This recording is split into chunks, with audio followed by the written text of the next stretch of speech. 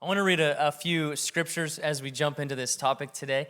And then we're just going to have a conversation about making a difference. The first one is 2 Timothy 1:9, and it says this: God first saved us, and that's even our vision here, that what's first is knowing God, right? You have to come to know God before anything else can happen. It says this: God first saved us, and then he called us to this holy work. See, because God doesn't just save us just so we can, get in some spiritual state and then go somewhere when we die. He saved us that he might walk with us in relationship and that he would call us to be part of the work that he's doing on this planet. So God first saved us, and then he called us to this holy work. We had nothing to do with it. It was all his idea. A gift prepared for us in Jesus before we knew anything about it. I love this, that the work that he's called us to is not just a gift for him. It's not just a gift for the world. It's not just service for somebody else. It's a gift for us. The work that God is giving you to do with your hand, with your energy, with your money, with your words, the work that he's given you to do in his kingdom is a gift for you. You see, we are convinced around here that every single human being desires to make a difference. We're convinced that you want not just to sit back and be served, but you were created in the image of a God who comes to serve, and therefore we were designed with an innate desire to serve as well. And so this whole thing was his idea. Ephesians 2:10, it says, "For we are God's workmanship." That word is poema, like you are God's poem. He's designed you, he's written you, he's scripted you. We are his workmanship, created in Christ Jesus for good works. Now watch what it says here, which God prepared beforehand that we should walk in them. I want you to just consider that God has created you, and there's been good works set out for you from the beginning of your life. He had something in his mind and in his heart for you. All the days of your life, good works were prepared in advance for you. I think for me, there's been many good works that he has planned for me that I have walked in, and there's been good works that I have not walked in, but he had planned and prepared both of them. I wonder if you are walking in the good works that he's prepared for you. This is not a message where I'm trying to twist your arm to get you to just serve on one more team in the church. What I'm trying to convince you of, what we're trying to show you is that whether it's in the four walls of the church or out in regular life, which we recognize is actually the majority of your life is outside of this building, right? 168 hours in your week, and like a couple of them are here, and the rest of it is out there. And that God has good things for us in all of our life, in family, in business, with friends, wherever, and it's a blessing for us. It's a gift for us. One more passage, Acts 13:36. Luke writes this about David. It says, "For David, after he had served the purpose of God in his own generation, he fell asleep." God has a purpose for you in this generation. This generation's crazy right now. I just want to lock myself in my house. I know, me too. Sometimes I just want to, let's just go find a island somewhere and just live there. Everybody's going crazy. That's why the world needs you. Because the world's going crazy. We have a purpose to serve in this generation before you die. And by the way, the Lord knows when and how. And if he wants you dead, you're not going to live. And if he wants you alive, you're not going to die. And as long as he wants you alive, it's because he has a purpose for your life right now. He gets to have you the rest of eternity, but he has something for you now. And you know what? I know that when you walk fully in the purpose that he has for you, your soul comes alive. And so we want to have a conversation today. And the reason why we're doing it like this is because we felt that sometimes people get this impression that when we get to this part of the series, all we're really trying to get you to do is to serve on one of the teams in the church. And the truth is, we are inviting you to serve on a team in the church because any healthy household has members of that family serve in the house. But we wanted to emphasize this weekend that we're not just trying to get you to serve on our little teams in the church, which, by the way, is your house. But we recognize that God has called us to so many things outside of the church. And so we're gonna mainly focus on serving and what it looks like to make a difference outside of the walls of the church, because that's where a majority of you spend most of your time. And we want to breathe hope and encouragement into you for your normal life. And so we're gonna start right here. This is just gonna be rapid fire real quick so they know who you are. Quickly, I'm gonna ask you a couple questions. What's your name? Mindy Sizemore. When did you come to know Jesus? 15 years ago. Did you grow up going to church? Catholic church. Catholic church, okay. How long have you been part of Heart of the City? 15 years almost. Since you got saved? Yeah. You really came to know Jesus at Heart of the City? Yes. Beautiful. Wow, come on. 15 years, that's like almost the whole length of the church. Yeah, in December. I think that you guys were the first marriage that J.O. and Radine did. Is that true? Yes. The first ceremony that they did. Beautiful. What teams do you serve on in the church family? Market at the Heart and the production team. Beautiful. And do you have a vocational job right now outside of being a full-time pastor and leader of your family? I am a stay-at-home mom, wife, daughter, granddaughter, all wholly above. Yep. Friend, all of them. Beautiful. Awesome. Okay, we're going to come back to you. Megan. This is Megan. Hi. Megan, how long have you been following Jesus? 15 years, since I was 20. Whoa, look at you. Did you grow up going to church? No, How long you been in Heart of the City? like 12, I think, 12 or 12 13. years. Whenever I Awesome. started coming. What teams do you serve on here? I serve on bridges, making coffee, a bridgette, and I take photos Photos. once a month. Oh. Amazing photos. And what is your vocational job? I coach at CrossFit Coeur d'Alene downtown, and then I also own my own photography business, Megan Mylan Photography. Beautiful. This is Cody Spencer to her left. What's up, fam? How we doing? Cody, how long you been following Jesus? I've known who Jesus is since I was about 4 or 5 years old. Okay. How long you been following him? Good question. So I've been There a is fan. a difference. I've been a fan of Jesus until 2010, and I truly just dove in and became a follower. Beautiful. Did you grow up going to church? Yes. You did. And when did you make your way to Heart of the City? So I graduated from college in 2012, and I was plugged into campus ministries, and really, I was on this journey of seeking truth. And so I graduated, and I was coming back to Coeur d'Alene, and I didn't want to go to a church that, excuse me if you're this way, but frozen chosen is what I call them, right? You sit down, you shut up, you go home, you don't really talk about it, and that's all it was. And I went to a young adult group that actually people raised their hands. I'm like, whoa, this is different. And people hollered back at the pastor, and they actually enjoyed church and endured church, you know what I mean? And so I came here, and I called my friend Connor White, and he said, oh, you got to go to Heart of the City. You got to go. So I went, met with Craig, became a leader, 2012. Beautiful. I know you've served on a lot of different teams over the years. What are the teams you're serving on right now in the church family? Yeah, right now, youth with Logan's and Houston. Come on, baby. My wife and I just stepped out of kids, men. We have been doing that, but we just had a little baby boy. Had a new baby. Yep. Yep. And what's your vocational job? Real estate team leader. Real estate team leader. Beautiful. Bobby Carmody to his left. Bobby, how long have you been following Jesus? That's his wife. That's his wife. She thinks he's cute, apparently. 33 years with a 6-year testimony building period in the middle of it. Wow. Testimony building period.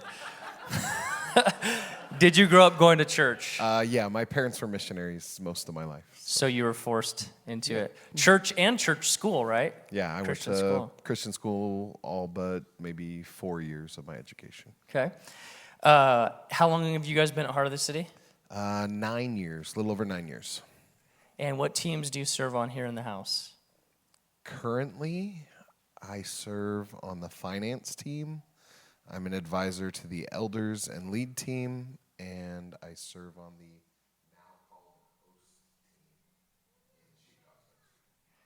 He serves on a lot of teams. He also is now Groups of the Heart leader, because Next Steps starts this Tuesday, and it's the first small group that you should start in. It's only a 4-week commitment. We're inviting anybody that doesn't have a small group to jump in this Tuesday with Bobby and a team in the Building 2. this Tuesday. We're launching it. It's only 4 weeks. Just dip your toe into a small group, and it's amazing. So thank you guys. We're glad to have you. I want to jump back to Mindy, and we are going to mainly talk about outside of the church, but because Market of the Heart is so much out of sight and probably out of mind for a lot of people, would you just quickly tell us what happens at Market of the Heart, and maybe share one way, if you can, briefly on like what God has done to make a difference in the life of maybe an individual or just this city, because you guys are serving so many needs in the city. So at the Market of the Heart, everyone thinks, I mean, some people are very familiar with it, that we serve food, we serve dinner, a meal, and we give them groceries to take home, and we have clothing that we send home with them and hygiene products. What people don't know is that we have an incredible team that's there waiting to pray with them, talk to them, get to know them. And we have built relationships and partnered with so many people in the community that we're able to help people with things, different resources, trying to find them homes or transportation or help with their bills or shelters. A lot of senior resources out there that people aren't aware of, or people who are taking on children for adoption. We have so many things that nobody is aware that we're able to help with. And I say we have a team, but we have a family out there. I've never been a part of something so incredible that we've been able to sit and pray each other through life. It's been pretty amazing. I try to tell people that we have so many different ministries within the market, because our guests are a ministry, but we are each other's ministry. The people that we partner with are our ministry. And for example, we've had, and I know 3 different occasions that we've had people come in and they were literally ready to end their life. Somebody brought them to the market and they're ready to end their life. And we have groups of people that just stopped and prayed and prayed and prayed. And we plugged them into volunteering after we prayed for them. And all of a sudden they seen what others were going through. And we still have some of them as volunteers. And they're still alive today. So, I love that. I mean, come on. You can't beat that. I love that. Yeah. When you plug somebody into something that they don't feel like they're maybe ready for, maybe they are just at their end, but you give them a purpose, and now they recognize that they're part of something. I think that you guys have had so many people that have really become to feel like they're family here at the church before they ever came to a weekend gathering. And it's just amazing. This is just one of the teams that if you're interested after the gathering, you can sign up for. They meet every Thursday, and there's so many different roles to serve in. But we just wanted to highlight that one. Well, for one, because Mindy's here, but such an amazing way to serve people in practical ways. But it's not just humanitarian effort. It's humanitarian, and it's spiritual, and it's everything at the same time. So I want to go to Megan. Megan is a CrossFit coach. She's a photographer. I don't think that Megan anybody would ever, or I don't think you would ever introduce yourself as, I'm an evangelist. But honestly, you are like one of the biggest evangelists that I've ever met. And she does it in such a not weird way, huh?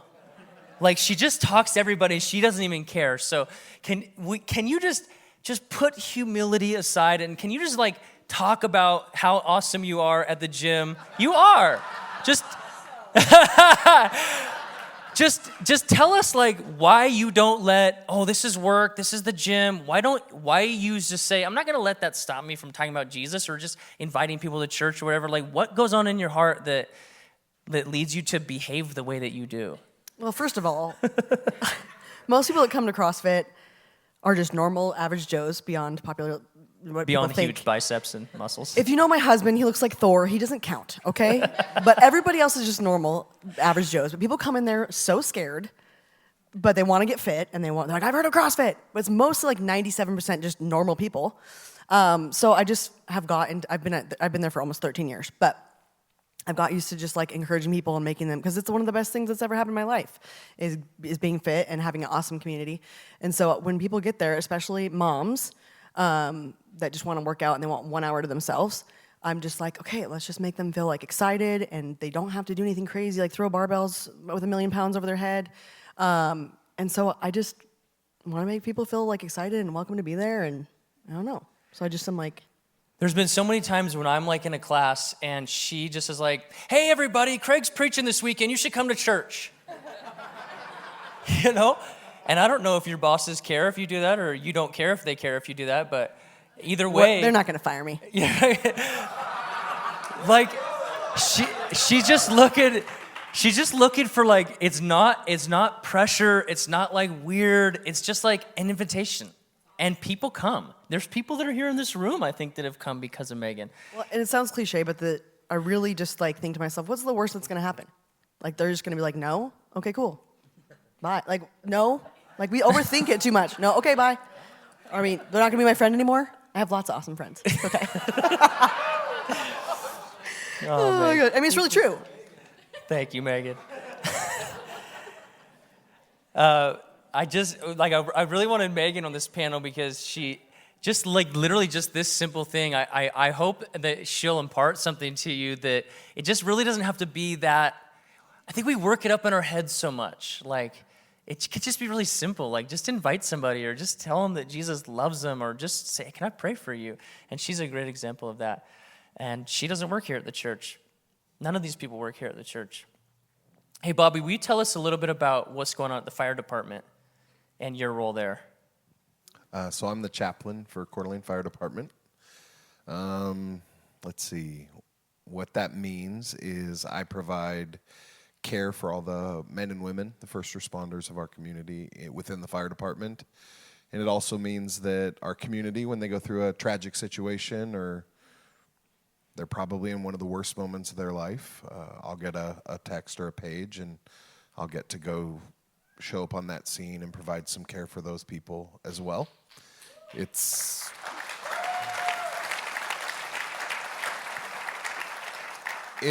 one of those cool opportunities because I actually said yes to doing this when I worked on staff here. And I knew that I had time to do that because it could be part of my job. But did we ask you to do it? I'm going to do this, or was it just during that period of time? Yeah, so it's just during that period. There's a brief part of my history of career where I was a first responder. So if these people are willing to lay down their life for us, shouldn't I be willing to give some of my life to care and support them?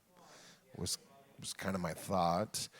And someone just reached out to our church and said, hey, do you have anyone on your staff that would be willing to do this? And it obviously struck a nerve for me, and now 4 years later almost, here we are. Can you quickly, if you can, there are some ministries that are more difficult than others, especially in terms of earning the right to be heard in a certain community of people. Can you just quickly, if you can, speak towards that? And because people out here, you guys have access to communities of people. You know, that's a big word. Like, it's the blank community, it's this community, and people kind of huddle around ideologies or politics or identity or whatever. And there's something to being, there's the biblical word, incarnational. That is, Jesus stepped out of heaven and came to us. He didn't just say, come up to heaven and work your way to me. He said, I'm going to come to you in your life, and I'm going to, there's something to earning the right to be heard, and it's sometimes very difficult. People, who are you? Can you just, because I know that probably you face that a little bit in that area, and can you tell us a little bit about that and maybe encourage somebody out there that it's worth the consistency? So I'll tell you this. For 2+ years, all I did ever was drop by stations each week and did not ever get asked or called to go and actually do anything. And there were many times in that period of time where my wife was probably the main encourager for me to not stop, because it's frustrating. Sometimes you feel like God asked you to do something, but then you can't actually do anything. The first responder culture is a little different. It's a very tight-knit group, and you have to earn the right to be there. You have to show that you're going to be consistent. And then I remember first call was a very tragic situation, and I got to help care for a lady whose father had just passed away. So, yeah. Sometimes it takes time. We live in a microwave culture, and we think like, oh, if it's not going to produce fruit right now, well, maybe that's not from God. Well, maybe it is from God. I think what you need to remember is what you need to think about. What did God tell me to do? And the fruit will come in due season. Do not give up. for you will bear fruit in due time. So I just want to invite you to consider what community has God called you to, and what would consistency maybe look like for that. Cody, I want to ask you a question about, so you're a business owner, you're a real estate agent, but really, primarily, I think now you spend most of your time running the team or helping run the team.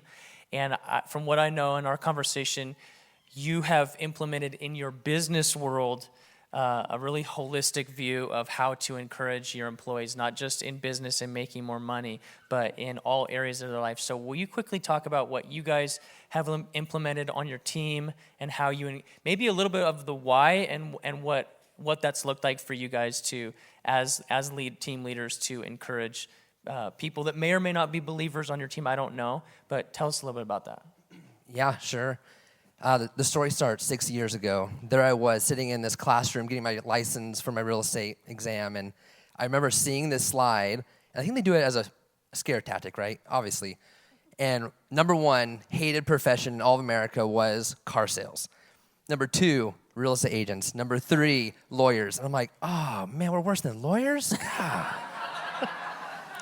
And so I'm sitting there, I'm leading with Craig at this young adult group at the time, and I'm like, just because it's the norm for the world doesn't mean it's the norm for Coeur d'Alene, Idaho, right? And especially for believers.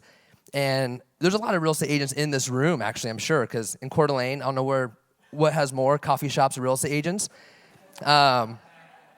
But here's the deal, is that we get a bad rap. And so I got into real estate to say, I'm raising the standard in real estate, and I'm bringing ministry and business together, because I'm sick of the whole world of saying, hey, you have your business world and you have your ministry world, and you show up different on Sundays, right?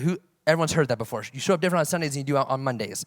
And I'll stick to hearing that. So after 3 years of real estate, doing it my own, I said, man, it's time to go build something for the kingdom. And a few other guys, Zach Davis and Alex Reyes, came together and said, let's go build something. And we joined Keller Williams because their culture is God, family, business. And so we got a lot of our stuff from that culture. And what we do is every morning we start on Mondays, and we go through everybody's goals. I'm not talking just job. We go through job, spiritual, financial, physical, and relational. So with your family, spouse, whatever, right? And so it's a holistic approach where if your job's failing, it's not just because you're not a hard worker. It might be because your marriage is suffering, right? And I get to coach those people through that. So a lot of times I play counselor, but mainly I don't call it that. I call it coaching, right? I'm not a professional counselor, but if someone says, oh man, I'm going through this hard time, I can say, tell me more about that. And I can be a listening ear. And honestly, all I do is ask great questions, and they figure out the answers to themselves. And most of us have the answers, we just don't know what to do. And so I just tell them, sounds like you know what to do. Let me know how I can help, right?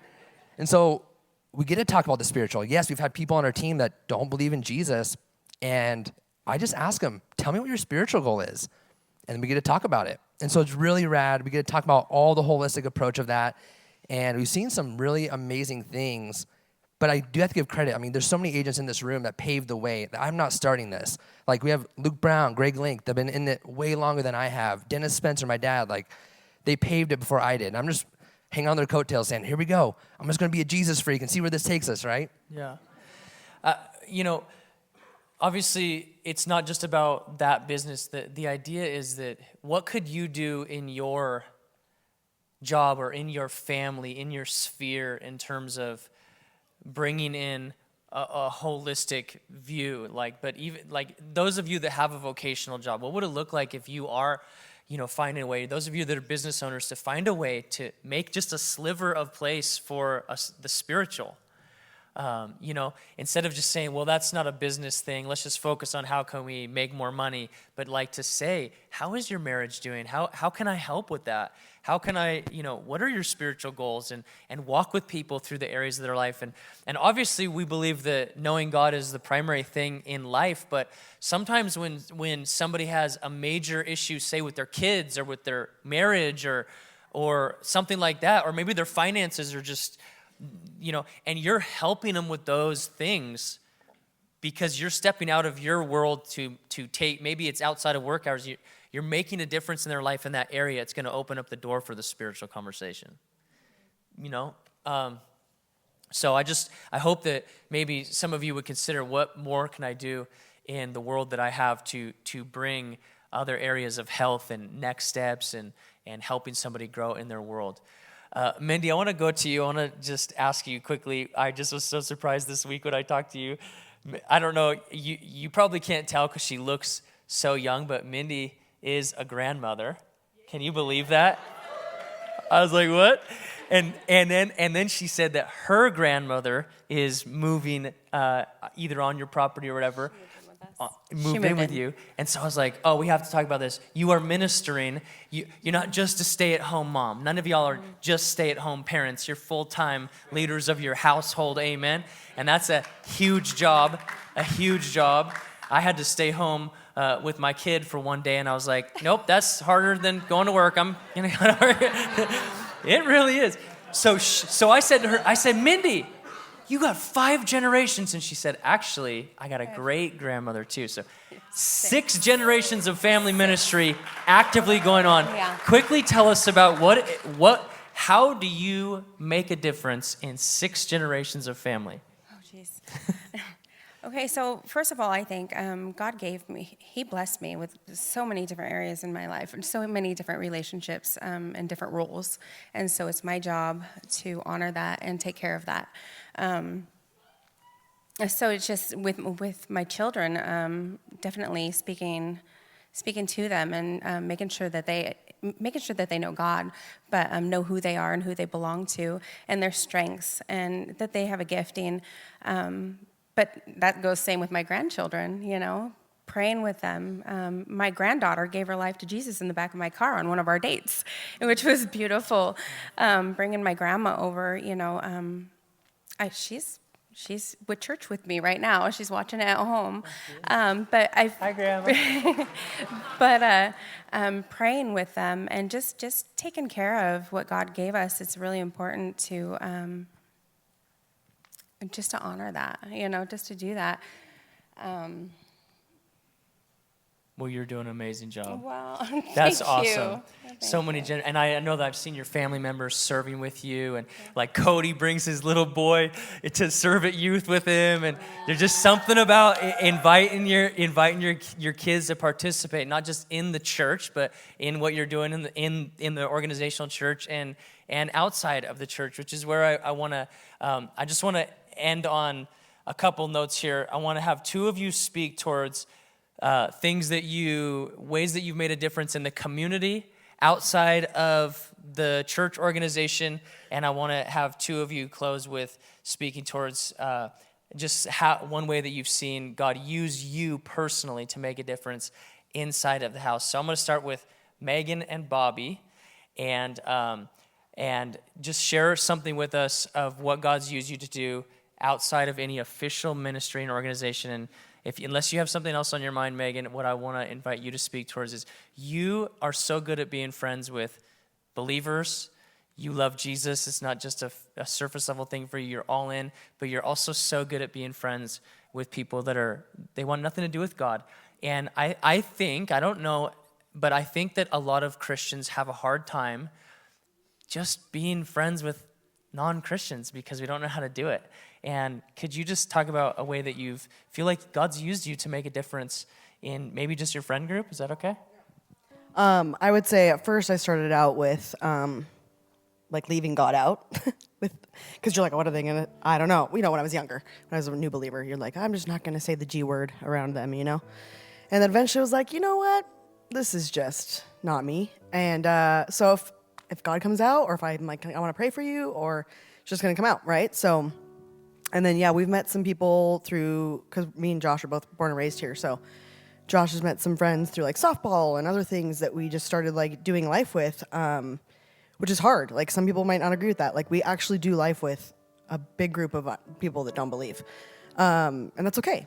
And me and Josh just make sure that we're checking in, like, are we influencing, or are we being influenced? Because it's That's easy so when they want to key, do. you guys. That's so key. And to walk with your community in that, your small group in that, and are we influencing or are we being influenced? Yeah, and here's the deal. We've messed up in front of them. We've totally messed up in front of them. Maybe we drank too much or whatever, happened, and we've called them or texted them the next day and said, hey, that's not us. We're sorry.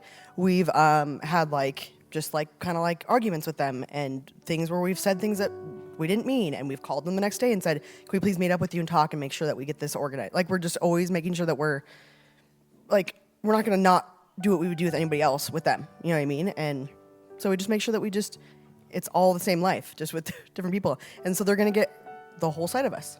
And that's the main part of our life is God. So Such a good thing, and I know we got to finish, but this idea that the world generally thinks Christians are hypocrites, you know that generally people are like, church people are such hypocrites. But what speaks louder than that is when you do mess up and you go to them in humility and you own up to something, because the world's not used to that. They don't want to do that. They don't want to go to somebody in humility and be like, man, and you do that, and it preaches louder than sermons. So I've seen them do that. And it's a way that you can really make a difference in people's hearts. Bobby, I want to invite you to share one way that you have pushed yourself to be an evangelist. Can you share a practical tool of sharing Jesus in a non-church setting, non-official setting? Yeah, I mean, it's an overwhelming thought sometimes. You're like, where can this happen? How can this happen? How will I have time to make this happen? I've got so many other things going to my head. So I get all of those things. Currently, or actually just recently ago, we started an accountability group where a group of us from the church here just held each other accountable to ensure that we found someone every single day to share the word of God with. And maybe it was a Jesus loves you, maybe it was a pray for them, and maybe it was share full gospel, maybe it was prophesy, maybe whatever it was. But we started to do that. But before we got to that step, just the most practical thing that worked really easy for me, and every one of you can do this. Most of you pray for your food. Is that correct? Okay. It's a cultural thing. We do that well. It's also maybe somewhat biblical. But we also all occasionally eat out, correct? So when your waiter or waitress delivers your food, you just simply say, hey, I'm about to pray for my food. Is there something that I can pray for you for? And more often than not, I mean, I've had people just break down crying in that moment. Oh my goodness, I have this on my heart. I ask God if he saw me, if so, send me help, and so on and so forth. And then there also will be people that say, no. And you pray for your food and you eat it and it's still fine. They've already served it. They can't do anything to it. You're good. But that's an easy step. Beautiful. Real quick, Cody and Mindy, I want you guys to share one way that I'm going to put it like this way intentionally, that your heart has been blessed by the way God has used you to serve on one of the teams in the church. Something that normally somebody from the outside would say, oh, you're serving the youth, or you're serving, but that you were like, wow, Lord, thank you for letting me be part of that. Yeah, I would say youth is definitely that. I definitely didn't feel called to youth, right, quote unquote. And I was fasting for 2 weeks before the sound and juice fast. Man, that was tough. But God did speak to me and said, Cody, go tell Logan you're going to go serve there, whether it's wiping the toilets, picking up chairs, cleaning, meeting with kids, whatever. Just go tell him you're his for a whole year. So I did that, and trust me, here's the deal. Not every Wednesday do I show up saying, I can't wait to be here, woohoo! But when I sacrifice my own feelings and emotion, and I show up with my kid, whoo! He said, Cody, the reason why you're bringing Zane and you're serving is because you need to help these kids that are youth, because they're going to be training up and leading your son and your son. So, serving has way more of an impact than just like, oh, I'm here to like make sure someone feels good, which that's definitely part of it. But your heart gets totally wrecked. Whether you're giving your money or giving your time, like it takes that sacrifice. And I heard this from Seth one time. I'm sure it came from J.O. and someone else. A sacrifice is only a sacrifice unless it's a sacrifice. And I have to remind myself and stir myself up and say, all right, Lord, despite how I feel, I'm coming. And every time, without any doubt, I leave saying that was worth it. Whether it was the kid that gave his life to the Lord or the one person I showed a home to, and they said, where do you go to church? Without me telling them about Jesus. And they come and they raise their hand at church and they give their life to the Lord. It's worth it. And so for me, I would say, man, that's what I want to be about, is serving, because I level up when I serve. And I know that's not what I do it for, but I just Right. walk away feeling on top of the world, confident, ready to go, like, tell everyone about Jesus every single time. Right. I want to let you know this, that you are the answer to somebody else's prayer. I don't even know if you know this, but Logan was praying for you. He's like, Cody's my number 1 round draft pick. I want that guy. He fasted, and the Lord spoke to him. That's what the sound will do that to you. Shoot. Listen, you guys, somebody's praying right now that they need you. I want to finish with you, Mindy. I want you to tell us how it is that God's blessed you. I was so encouraged by my conversation with you this week. Mindy, by the way, y'all need to put your hands together for this girl. She did not want to sit up here and do this. She goes, Craig, you like to talk, I like to do. And that is who she is. She likes to just serve and do things, and she doesn't like to be on in the light. And so, what is it that is in your heart in terms of serving people, and just would you encourage us by what has come alive in you through your acts of service? So I'm on the same page with Cody. Seriously, I feel closest to God when I'm serving. I mean, I feel closest to God when I'm serving. I feel alive. I feel like the world is right, and this is what I'm here for. That is it. At the market, there's. It could be that somebody came in and said, "This was the first real meal I've had in a week," and that made it worth it. That one person, that's all it took. And I feel like everything is right in the world. It could be that the person came in and they were able to sit down and have dinner with somebody, and because maybe they have nobody at home to have dinner with. We have people that come in all the time just to, sit and have dinner with us. We're their family now, and I am blessed to have that family, that new family member in my life. There is nothing about serving that does not bless me. Wow. All of it. I mean, it could be with my family, it could be at home. That's what I feel we're here to do. This is what's going to happen. We're gonna let you go in about 4 minutes. I just want to present this invitation to you that if you are not experiencing the joy of making a difference, of walking out a plan, what it is that God divinely designed you to do, this is your invitation to join something. We were hoping that this conversation would stir in you vision and hope and a desire to make a difference out in what is the majority of your life. And we hope that you will begin to think differently about your family and your primary ministry, your home, but also business and friends, because we believe as a church that it's not just what happens in the organization that matters, it's what happens in all of your life. And we are with you and we are for you to be ministers of the gospel and to really make a difference out there in the world. We also believe that for you to serve on a team here in the family is extremely important. That you would invest the treasure of your time and your energy and your effort here in the house.